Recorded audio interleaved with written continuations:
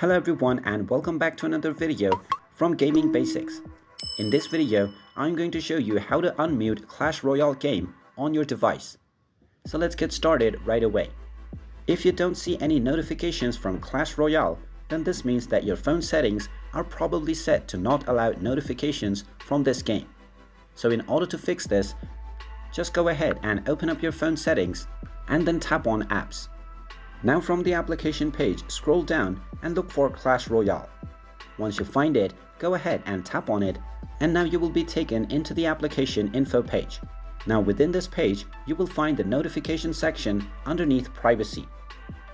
Go ahead and tap on it, and if you see that the allow notification option is not turned on, then this is the main reason that Clash Royale is muted. So go ahead and turn this button on. And now you can also set what kind of notification and in what different screens you want them to appear.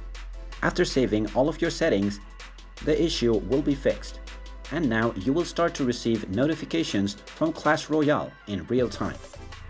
And there you have it.